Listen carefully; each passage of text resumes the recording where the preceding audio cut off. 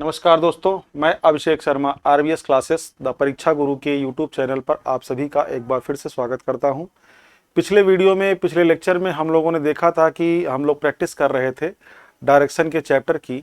उसी की कड़ी में आज हम आपके सामने अगला चैप्टर लेकर, जिसका नाम है वेन डायग्राम, जिसको बोल सकते हैं तार्किक आरेख या तार्किक वेन आरेख, लेकिन शॉर्टकट में क्यों लोग बोलते हैं वेन आरेख या वेन डायग्राम। रियलिटी इसका नाम है लॉजिकल वेन डायग्राम, तार्किक वेन आरेख, लेकिन बोलचाल की भाषा में केवल हम लोग वेन आरेख या वेन डायग्राम बोलते हैं। ठीक है, तो चलिए दोस्तों स्टार्ट करते हैं इस चैप्टर को। और स्टार्ट करने से पहले प्रतिदिन की तरह आपसे फिर से निवेदन है कि आरवीएस क्लासेस द परीक्षा गुरु के यूट्यूब चैनल को आप ज़्यादा से ज़्यादा लोगों को शेयर करें, सब्सक्राइब करें और करवाएं, लाइक करें। धन्यवाद। चलिए अब स्टार्ट करते हैं।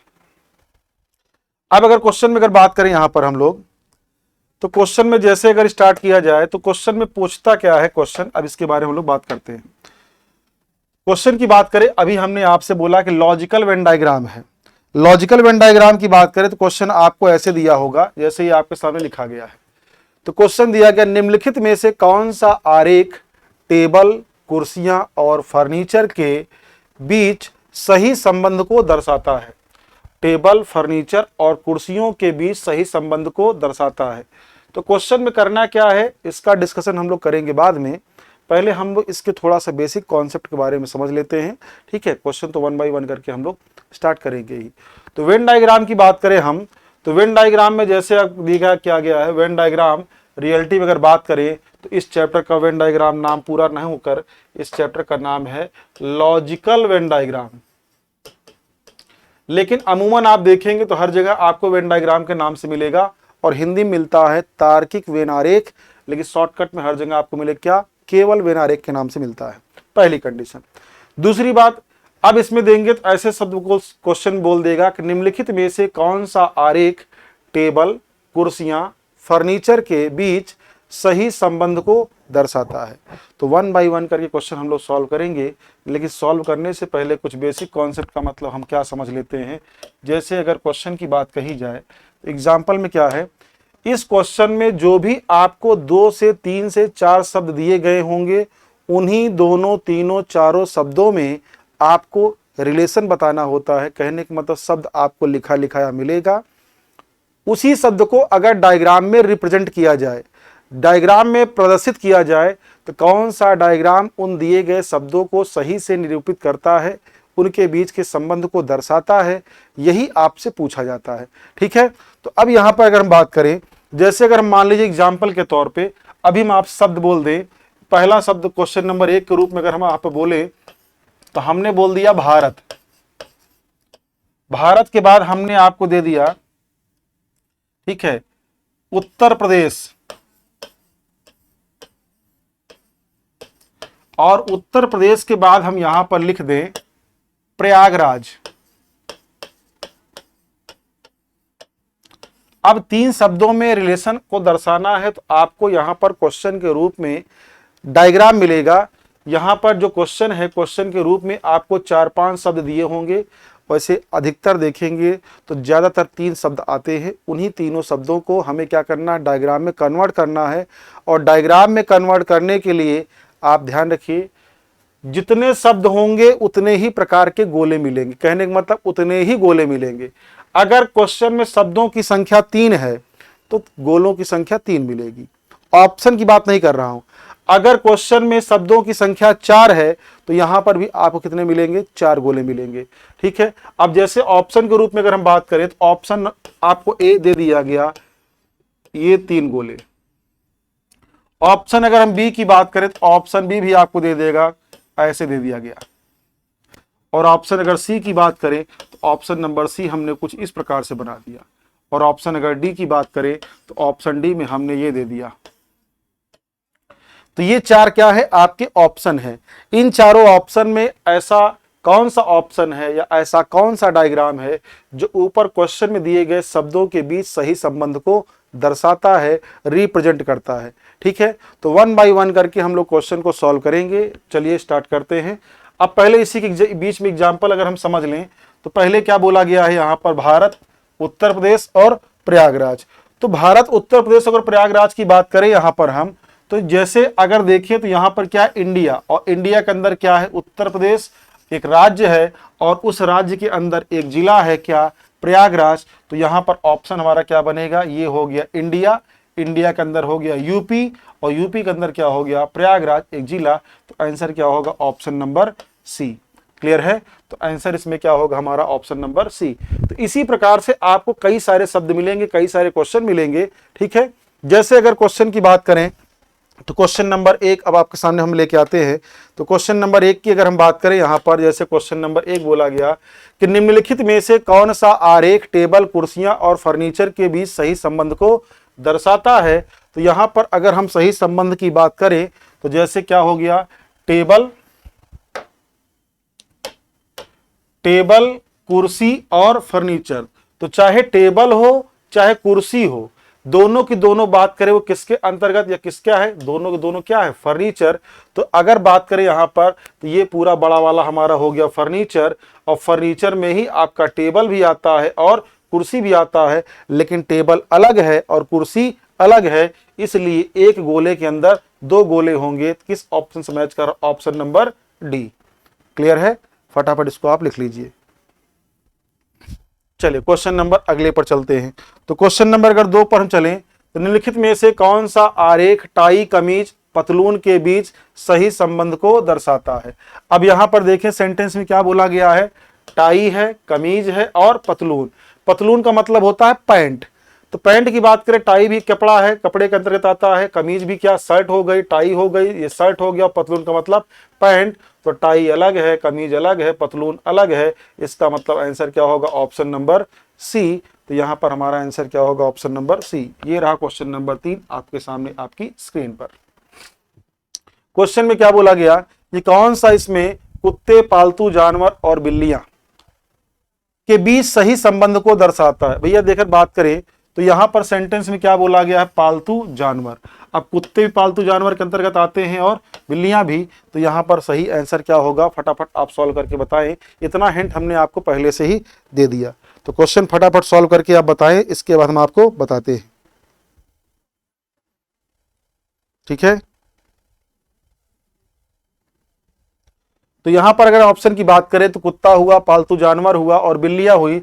तो कुछ लोग कुछ बिल्लियां पाले जाते हैं, कुछ कुत्ते पाले जाते हैं, सारे कुत्ते पाले नहीं जाते, और बिल्लियां और सारे यहाँ पर दोनों पूरा पालतू जानवर नहीं होते, इसलिए आंसर हमारा क्या होगा, ऑप्शन नंबर ई। तो यहाँ पर अगर हम बात करें तो यहाँ पर अगर बात किया जाए तो यहाँ पर आप रख सकते हैं पालतू जानवर, यहाँ पर रखे कुत्ते, यहाँ पर रखे बिल्ली, क्योंकि बिल्लियों की कई कैटेगरी होती है, कई प्रकार के होते हैं, कुत्ते भी कई प्रकार के होते हैं, सब पालने वाले नहीं। इसलिए ऑप्शन हमारा क्या होगा, ऑप्शन नंबर ई। क्वेश्चन नंबर 4 ये सामने रहा आपके स्क्रीन पर। निम्नलिखित में से कौन सा आरेख बैगन, मांस और बिल्लियों के बीच का संबंध सही संबंध दर्शाता है। फटाफट आप सॉल्व करें, सॉल्व करके बताएं, इसके बाद हम लोग अगले क्वेश्चन पर चलते हैं। ठीक है, तो अब आप ध्यान से देखें तो बिल्लियां यहाँ पर बैगन, मांस, बिल्लियां मांस की बात करें एक हो जाएगा, बैगन अलग हो जाएगा। तो आंसर नंबर क्या होगा हमारा, ऑप्शन नंबर बी। फटाफट सॉल्व करें, बहुत ज्यादा कैलकुलेशन करने की जरूरत नहीं है। क्वेश्चन नंबर 5 पे चलें। निम्नलिखित में से कौन सा आरेख फैक्ट्री, मशीन और उत्पादन के बीच सही संबंध को दर्शाता है। क्या क्या है, फैक्ट्री है, मशीन है और उत्पादन है। तो फैक्ट्री की बात करें तो फैक्ट्री एक होती है जिसके अंदर मशीनें होती हैं, और मशीनों से ही क्या होता है, उत्पादन होता है, मशीनों का यूज किया जाता है। तो फैक्ट्री में ही मशीनें होती हैं और फैक्ट्री में ही क्या होता है, उत्पादन होता है। आंसर क्या होगा, ऑप्शन नंबर डी। तो फैक्ट्री हो गई, फैक्ट्री के अंदर मशीनें होंगी और फैक्ट्री के अंदर ही क्या होता है, उत्पादन। तो मशीन अलग चीज है, उत्पादन अलग चीज है। वो अलग बात है कि उत्पादन मशीनों के द्वारा ही किया जाता है, लेकिन यहाँ पर कैटेगरी की बात करें, उत्पादन मतलब क्या, कोई प्रोडक्ट होगा, और यहाँ पर मशीन की बात हो रही है, तो दोनों अलग है। जिस चीज का उत्पादन करें खाने योग्य होगी, वो पहनने योग्य होगी, यूज करने योग्य होगी, और किसके द्वारा किया जाता है, तो मशीनों के द्वारा किया जाता है। इसलिए यहाँ पर फैक्ट्री हो गया, फैक्ट्री के अंदर मशीन भी होगी और फैक्ट्री के अंदर ही क्या होता है, उत्पादन। तो ऑप्शन नंबर क्या होगा हमारा, डी। फटाफट सॉल्व कर लीजिए क्वेश्चन नंबर, हम लोग अगले पर चलते हैं। क्लियर है, अगले क्वेश्चन पे चले। निम्नलिखित में से कौन सा ईमानदारी, बुद्धिमान और योग्यता के बीच सही संबंध को दर्शाता है। ये रहा आपके सामने स्क्रीन पर। निम्नलिखित में से कौन सा आरेख ईमानदारी, बुद्धिमान और योग्यता के बीच सही संबंध को दर्शाता है। तो ईमानदारी, बुद्धिमान और योग्यता। तो ईमानदारी अलग चीज है, जरूरी नहीं है कि जो ईमानदार व्यक्ति हो बुद्धिमान हो या जो बुद्धिमान हो वो ईमानदार हो। और यहाँ पर बात करें योग्यता, तो जरूरी नहीं कि जो बुद्धिमान हो योग्य ही हो, योग्यता उसके अंदर हो। ऐसा नहीं जो पढ़े लिखे नहीं वो योग्यता नहीं है या बुद्धिमान नहीं है। इसलिए आंसर के ऑप्शन नंबर सी, ईमानदार अलग चीज, बुद्धिमान अलग और योग्यता अलग चीज होती है। ठीक है, क्वेश्चन नंबर 6 आपके सामने ये रहा। अब आते हैं क्वेश्चन नंबर 7 पर। तो क्वेश्चन नंबर 7 की अगर हम बात करें तो कौन सा निम्नलिखित 4 तार्किक आरेखों में से कौन सा आरेख संगीतक, वाद्यवादक और वायलिन वादक के बीच सही संबंध को दर्शाता है। तो यहां पर सेंटेंस में क्या क्या है, संगीतज्ञ है, वाद्यवादक है और वायलिन वादक है। इसके बारे में आप फटाफट आंसर बताएं और सॉल्व करके बताएं। चलिए आपके सामने ऑप्शन है, फटाफट इसको आप सॉल्व करके बताइए, फिर हम इसको आपके सामने शो करते हैं।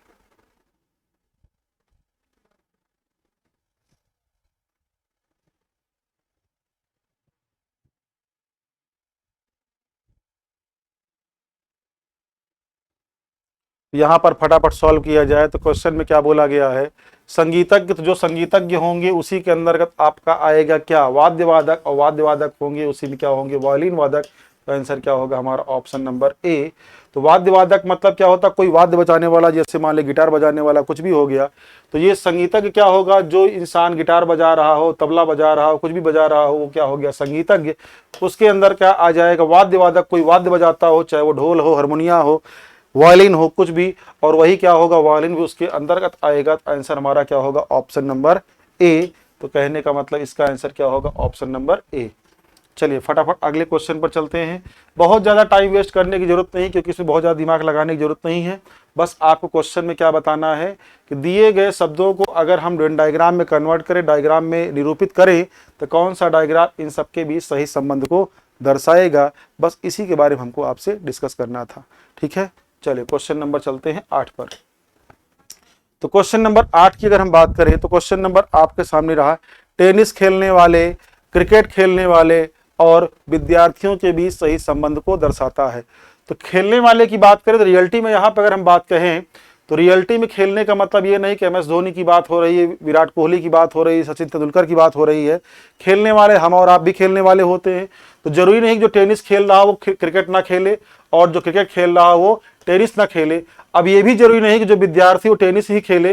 तो कहने का मतलब कुछ विद्यार्थी टेनिस भी खेलते हैं, कुछ क्रिकेट भी खेलते हैं, कुछ क्रिकेट खेलने वाले विद्यार्थी होते भी हैं और कुछ लोग नहीं भी होते। इसलिए ऑप्शन नंबर क्या होगा, इसमें भी कहीं भी किसी को भी आप यहाँ पर सेट कर दें तो यहाँ पर हमारा आंसर क्या होगा, ऑप्शन नंबर बी। फटाफट इसको आप सॉल्व करिए, बहुत ज़्यादा दिमाग लगाने की जरूरत नहीं है, क्वेश्चन बहुत आसान सा आता है, बस तो समझने की देरी है। और हम आपसे बार बार रिक्वेस्ट करते हैं कि अगर आपको वीडियो समझ में आ रहे हैं, लेक्चर समझ में आ रहे हैं, चैप्टर जो पढ़ाया जा रहा है उसमें कोई प्रॉब्लम नहीं हो रही है, तो आप हमें लाइक करके या कमेंट करके बता सकते हैं। और अगर आपको कोई समस्या भी हो रही है तो भी आप हमें कमेंट करके बता सकते हैं, उसका समाधान आपको जरूर मिलेगा। ठीक है, चलिए क्वेश्चन नंबर 9 पर चलते हैं।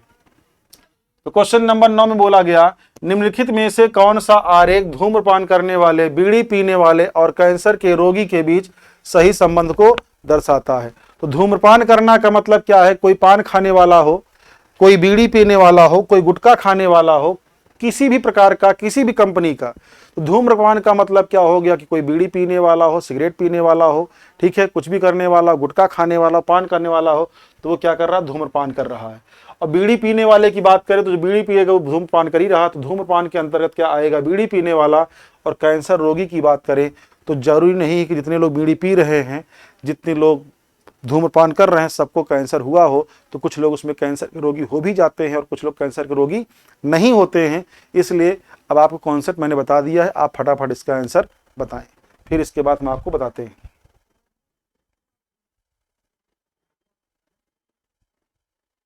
ठीक है, चलिए क्वेश्चन नंबर अगले पर चलते हैं हम लोग। धूम्रपान करने वाले, बीड़ी पीने वाले और कैंसर के बीच कौन सा रोगी दर्शाता है। तो मैंने पूरा कॉन्सेप्ट आपको बता दिया। तो कॉन्सेप्ट की बात करें यहाँ पर, तो जैसे हमने सेंटेंस में पहले ही बोला कि धूम्रपान करने वाला मतलब जो बीड़ी पी रहा है, जो गुटखा खा रहा है, धूम्रपान कर रहा है। इसका मतलब ये क्या हो गया, धूम्रपान करने वाला और उसके अंदर क्या होंगे, बीड़ी पीने वाले। लेकिन कैंसर रोगी की बात करें तो कुछ बीड़ी पीने वाले कैंसर के रोगी हो जाते हैं, कुछ लोग भी नहीं होते। तो कहने का मतलब कैंसर होने का कारण बीड़ी पीना, धूम्रपान करना तो है, गुटखा खाना तो है, लेकिन इसका मतलब ये नहीं कि जितने भी लोगों को कैंसर हुआ है या होगा सबको केवल कैंसर होने का पीछे कारण केवल धूम्रपान और ये नहीं, बहुत सारे और भी बीमारियां हैं जिनके कारणों की वजह से हम लोगों को क्या हो जाते हैं, कैंसर। इसलिए कुछ अंदर होगा और कुछ बाहर, तो आंसर क्या होगा, ऑप्शन नंबर बी। क्लियर है? फटाफट इसको आप सॉल्व करिए, फिर हम आपको क्वेश्चन अगला बताते हैं। चलिए, ये रहा क्वेश्चन नंबर 10 आपके सामने स्क्रीन पर। तो क्वेश्चन नंबर, एक डिनर पार्टी में मछली मांस दोनों परोसा जा रहा था। वहां मौजूद व्यक्तियों में से कुछ ने केवल मछली और कुछ ने केवल मांस लिया। वहां कुछ व्यक्तियों शाकाहारी थे जिन्होंने दोनों में से कुछ नहीं लिया। व्यक्तियों में मांस मछली दोनों खाया। निम्नलिखित में से कौन सा तार्किक आरेख इस स्थिति को सही रूप से दर्शाता है? ये थोड़ा सा अच्छा क्वेश्चन है, इंटरेस्टिंग क्वेश्चन है। तो चलिए मैं आपको 10 सेकंड का समय देता हूं, आप सॉल्व करिए, फिर हम आपको इसको बताते हैं। फटाफट सॉल्व करिए। थोड़ा सा बड़ा क्वेश्चन बोल दिए हैं, बाकी बहुत ज़्यादा दिमाग लगाने की जरूरत इसमें नहीं है। बस फटाफट आप सॉल्व करिए, फिर हम आपको बताते हैं।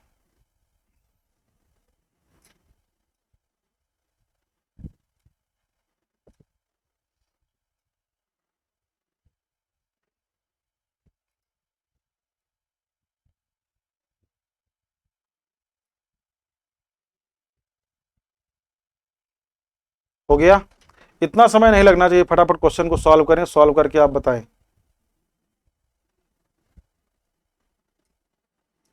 तो निम्नलिखित में से कौन सा आरेख ऐसा है यहां पर जो सही शो करता है क्या कि एक पार्टी में मछली मांस दोनों परोसे जा रहे थे। जहां पर मौजूद व्यक्तियों में से, अब सेंटेंस की अगर बात करें यहां पर, तो वहां पर जितने लोग मौजूद व्यक्ति थे, जैसे मान लो 100 हो, 200 हो, 300 हो, 400 हो, 500 हो, जितने भी लोग रहे होंगे, उनमें से कुछ ने केवल मछली खाई, मतलब केवल मछली खाने वाले लोग थे। कुछ ने केवल मांस लिया, कुछ ने केवल मांस लिया। वहां कुछ व्यक्ति शाकाहारी थे। तो जो शाकाहारी रहा होगा वो तो ना तो मछली लिया होगा ना मांस, क्योंकि शाकाहारी बोल दिया। थे जिन्होंने दोनों में से कुछ भी नहीं लिया, हालांकि सेंटेंस में आपको बता भी दिया। शेष व्यक्तियों ने मांस और मछली दोनों लिया। अब देखिए सेंटेंस की बात करें, एक पार्टी थी जहां पर मौजूद कुछ लोग रहे होंगे, पार्टी मान लीजिए यहां पर हो गई। इस पार्टी में मौजूद कौन थे? अब सेंटेंस में बनाते चले डायग्राम, तो क्या बोला गया, पार्टी डिनर में मछली और मांस दोनों परोसे जा रहे थे। वहां मौजूद कुछ व्यक्तियों में से कुछ ने केवल मछली लिया, तो कुछ केवल मछली ले रहे हैं। फिर क्या बोला, कुछ ने केवल मांस लिया, तो ये मछली हो गई, ये मांस अलग हो गई। अब फिर क्या बोला, कुछ व्यक्ति शाकाहारी थे, तो शाकाहारी वाला अलग हो गया। फिर क्या बोला गया, जिन्होंने दोनों में से कुछ नहीं लिया, तो जो शाकाहारी हैं इन दोनों में से कुछ नहीं ले रहे हैं। फिर क्या बोला, शेष व्यक्तियों ने, मतलब बचे हुए व्यक्तियों ने मांस और मछली दोनों लिया।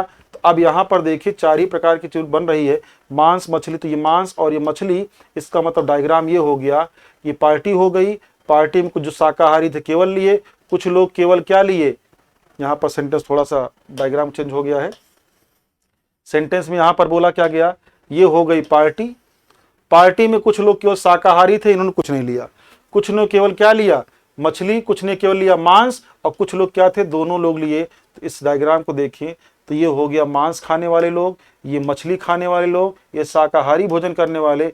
लेकिन कुछ लोग ऐसे भी थे जो मांस और मछली दोनों खाए। तो यहाँ पर अगर किस ऑप्शन से मैच कराया जाए तो आंसर क्या हो रहा है, ऑप्शन नंबर ए। तो आंसर क्या होगा, ऑप्शन ए। फटाफट इसको आप सॉल्व कर लीजिए, फिर हम लोग अगले क्वेश्चन की ओर आगे बढ़ते हैं। क्लियर है? चलिए फटाफट सॉल्व करिए। तो ये अगला क्वेश्चन ये रहा आपके सामने स्क्रीन पर। ठीक है, थोड़ा अब डायग्राम को इसमें क्या किया गया है, गोले के बजाय स्क्वायर फॉर्म में दे दिया गया है, बाकी और कोई डिफरेंस नहीं है। इसके लिए आप परेशान न होइए कि सर वहां पर गोला गोला था, यहां पर स्क्वायर फॉर्म में दे दिया गया, इससे कोई लेना देना नहीं है। जैसे अगर भारत, उत्तर प्रदेश और प्रयागराज हमने ऐसे बनाया था, तो उसको हम भारत, उत्तर प्रदेश, प्रयागराज ऐसे भी बना सकते थे, तो स्क्वायर फॉर्म में दे, इसको दे, थोड़ा सा डिफरेंट करने के लिए ऐसा किया गया है, तो आप इससे कंफ्यूज ना हो। तो चलिए अब आप लोग क्वेश्चन को सॉल्व करें, फिर हम आपको क्वेश्चन को इसको सॉल्व करके बताते हैं। ठीक है, चलिए क्वेश्चन फटाफट सॉल्व करिए आप लोग।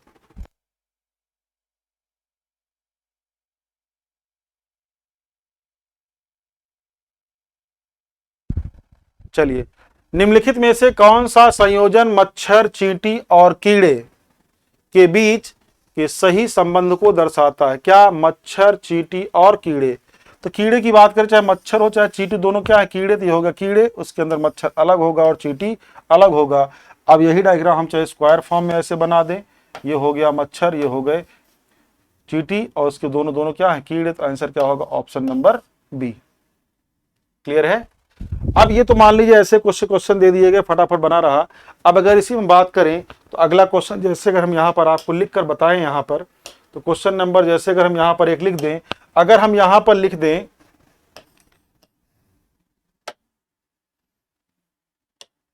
जैसे सेंटेंस में यहाँ आपको लिख के बता दिया जाए, हमने लिख दिया महिला,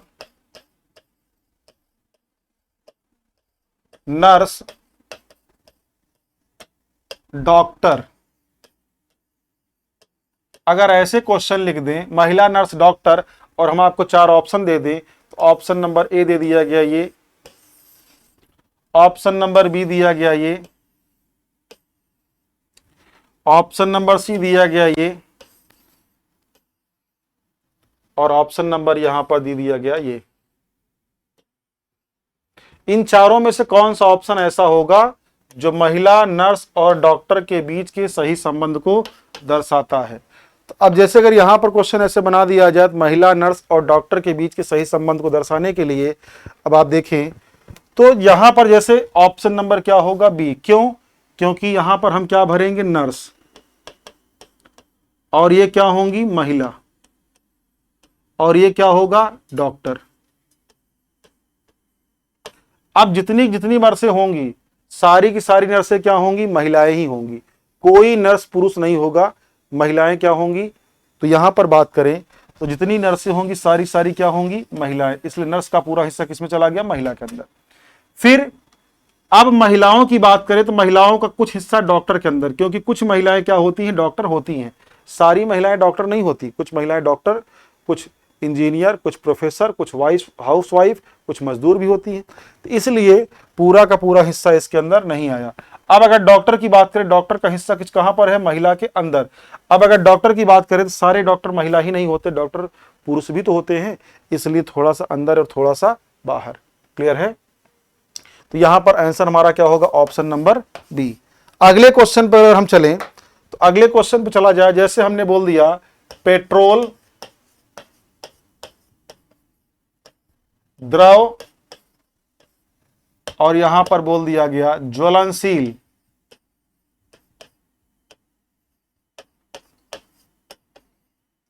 पेट्रोल, द्रव और ज्वलनशील।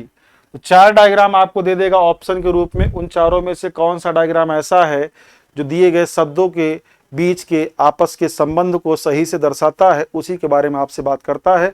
तो यहां पर जैसे बोल दिया जाए, यहां पर हम आपको ऑप्शन दे दें कुछ इस प्रकार का, तो जैसे ये हो गया पेट्रोल, ये हो गया द्रव, ये हो गया ज्वलनशील। तो अभी मैंने ये नहीं बोला कि आंसर सही है, मैं केवल ऑप्शन बना रहा हूं। एक डायग्राम हमने ये बना दिया, बी, एक डायग्राम हमने ये बना दिया, और एक डायग्राम हमने ये बना दिया।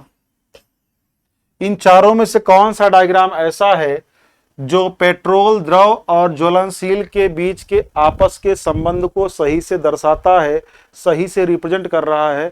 इन चारों में से कौन सा ऐसा डायग्राम है जो दोनों के बीच के सही रिलेशन को आपस में दर्शाता है? तो चलिए फटाफट क्वेश्चन सॉल्व करके बताइए। अब अगर हम बात करें तो इसमें भी ऑप्शन क्या होगा? Option number B. क्यों? तो क्यों की बात करें यहां पर, ये क्या हो गया? पेट्रोल। बाकी द्रव यहां लिख दीजिए, ज्वलनशील यहां लिख दीजिए।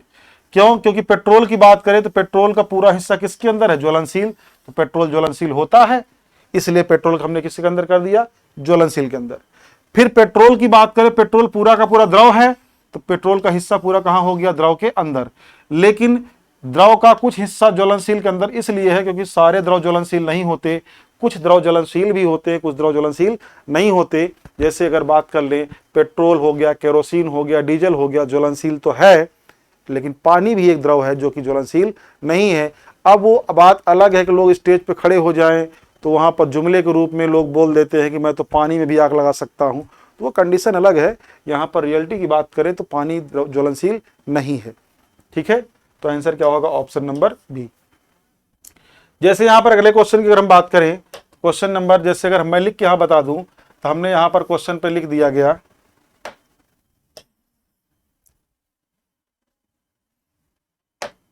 हमने क्वेश्चन यहां पर लिखा विज्ञान, रसायन और भौतिकी,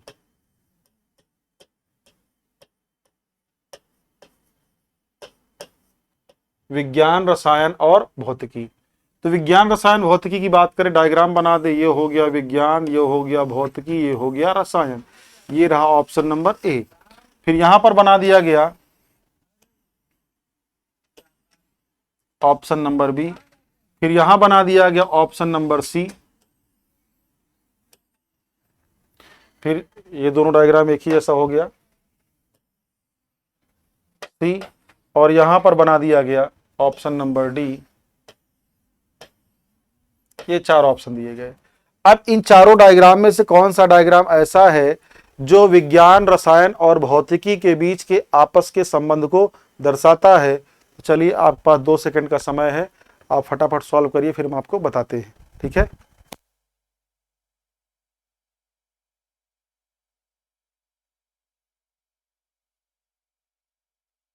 हो गया।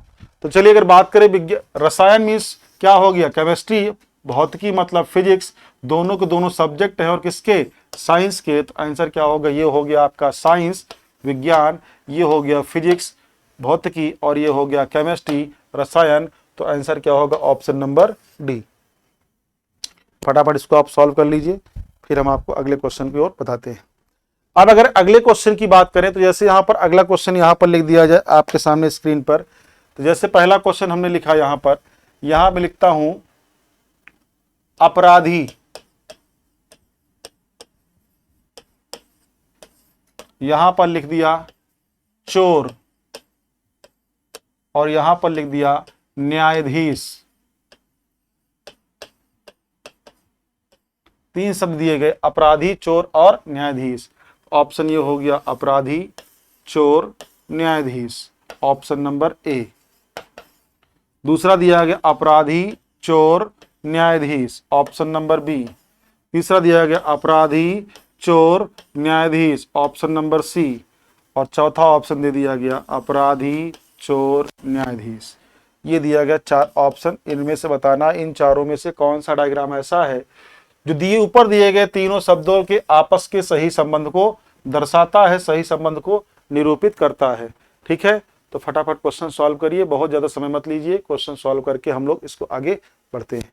ठीक है, तो चलिए जैसे अगर क्वेश्चन को सॉल्व किया जाए तो देखिए अपराधी और चोर, तो अगर देखा जाए ऑप्शन नंबर सी मैच कर रहा है, क्योंकि बीच में क्या लिख दिया जाए? चोर। तो जितने भी चोर होंगे, अगर कोई चोर चोरी कर रहा है तो वो अपराधी है। तो सारे अपराधी चोर नहीं होते, लेकिन सारे चोर क्या होते? अपराधी। यहां भरते समय हमको ध्यान रखना पड़ता है कि चोर अगर है तो वो अपराधी है, लेकिन अगर कोई अपराधी है तो वो चोर नहीं हो सकता, क्योंकि अपराध का मतलब वो होता है कि हर वो काम अपराध कहलाता है, हर वह व्यक्ति अपराधी है जो कानून के इजाजत के बिना गैर कानूनी काम कर रहा है, चाहे वो किसी का मर्डर कर रहा हो, टैक्स चोरी कर रहा हो, या आपने सुना होगा बिना टिकट यात्रा करना दंडनीय अपराध है, लेकिन सबने किया होगा, चोरी नहीं किया आपने। ठीक है, तो ऐसा हर वो काम जिसको करने की इजाजत सरकार आपको, गवर्नमेंट आपको, या आप कह सकते हैं कानून हमारा नहीं देता, किसकी? ऐसे कोई कार्य करने की इजाजत जो आपको कानून नहीं देता, और अगर आप काम कर रहे हैं तो आप क्या हैं? अपराधी, लेकिन चोर नहीं। लेकिन जितने भी चोर होंगे सारे सारे क्या होंगे? अपराधी, और न्यायाधीश क्या होंगे? अलग। तो आंसर क्या होगा? ऑप्शन नंबर सी। क्लियर है? फटाफट इसको लिख लीजिए, फिर हम लोग अगले क्वेश्चन पर चलते हैं। जैसे अगले क्वेश्चन की बात करें तो हमने यहां पर लिख दिया डॉक्टर,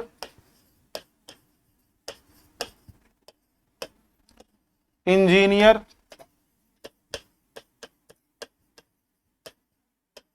और लिख दिया प्रोफेसर। डॉक्टर, इंजीनियर और प्रोफेसर। अब इनके बीच सही रिश्ते को दर्शाया गया है, तो ये हमने पहला ऑप्शन दे दिया, doctor, engineer, professor, option number A. Option number B दे दिया गया, doctor, engineer, professor. Option number C बोला गया, डॉक्टर, इंजीनियर, प्रोफेसर। और ऑप्शन नंबर डी बोला गया, ये रहा डॉक्टर, ये रहा इंजीनियर और ये रहा प्रोफेसर। इनमें से कौन सा डायग्राम ऐसा है जो डॉक्टर, इंजीनियर और प्रोफेसर के बीच के आपस के सही संबंध को दर्शाता है? तो फटाफट आप इसको सॉल्व करके बताएं, फिर हम आपको आंसर बताते हैं। तो बहुत ज्यादा समय नहीं लगेगा, फटाफट आप सॉल्व करिए, बताते हैं फिर। क्लियर है? चलिए, तो क्वेश्चन की बात करें तो ऑप्शन नंबर क्या होगा हमारा? ए। तीनों डायग्राम वैसे चाहे जहां जो लिख दीजिए, डॉक्टर, इंजीनियर और प्रोफेसर।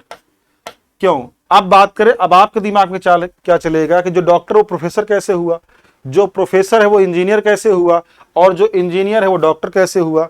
तो डॉक्टर का मतलब ये नहीं है कि जो आपके रोग विशेषज्ञ होते, हृदय रोग विशेषज्ञ, हड्डी रोग विशेषज्ञ।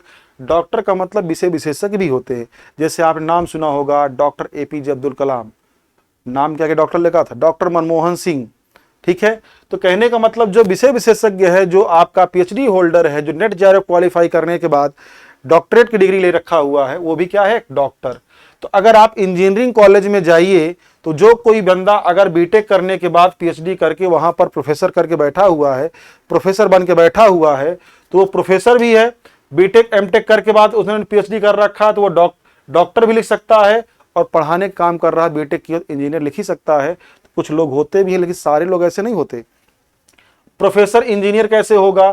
तो अगर कोई इंजीनियरिंग कॉलेज में, गवर्नमेंट इंजीनियरिंग कॉलेज में अगर कोई पढ़ा रहा है, कोई प्रोफेसर है जो कि बीटेक एमटेक वालों बच्चों को पढ़ा, तो खुद भी बीटेक एमटेक किया होगा, तो अगर बीटेक एमटेक करके वो बन के वहां प्रोफेसर बन के पढ़ा रहा, तो इंजीनियर प्रोफेसर भी हो सकता है। उसी प्रकार इंजीनियर डॉक्टर कैसे हो गए? अगर कोई एमटेक करने के बाद पीएचडी कर लेता है, डॉक्टर की डिग्री लेता, तो क्या हो गया? डॉक्टर। लेकिन सारे लोग इंजीनियर डॉक्टर नहीं होते, इसलिए कुछ अंदर है और कुछ बाहर। अब डॉक्टर प्रोफेसर कैसे होगा? तो मेडिकल कॉलेज में अगर आप जाकर देखें तो जितने भी वहां स्टूडेंट को, मेडिकल कॉलेज के स्टूडेंट को या मेडिकल स्टूडेंट को जो पढ़ा रहे हैं, वहां पे जो भी प्रोफेसर है वो खुद अपने आप में डॉक्टर, एमएस सर्जन करके बैठे हुए होंगे। इसलिए डॉक्टर प्रोफेसर भी हो सकता है, इंजीनियर भी हो सकता है और डॉक्टर भी हो सकता है। इसलिए हमारा ऑप्शन नंबर क्या होगा? ऑप्शन नंबर ए। क्लियर है? तो उम्मीद है दोस्तों कि आज का जो वीडियो हमने आपको पढ़ाया, इसमें आपको क्वेश्चन जो हमने करवाए, इसमें आपको क्वेश्चन समझ में आ रहे होंगे। ठीक है, तो इसके आगे हम लोग अगली क्लास मिलेंगे तो आगे क्वेश्चन की प्रैक्टिस करेंगे। आज के लिए हम इतना ही रखते हैं, और जाने से पहले आप सभी से निवेदन है कि आरबीएस क्लासेस द परीक्षा गुरु के यूट्यूब चैनल को आप ज़्यादा से ज़्यादा लोग को शेयर करें, लाइक करें, सब्सक्राइब करें। धन्यवाद।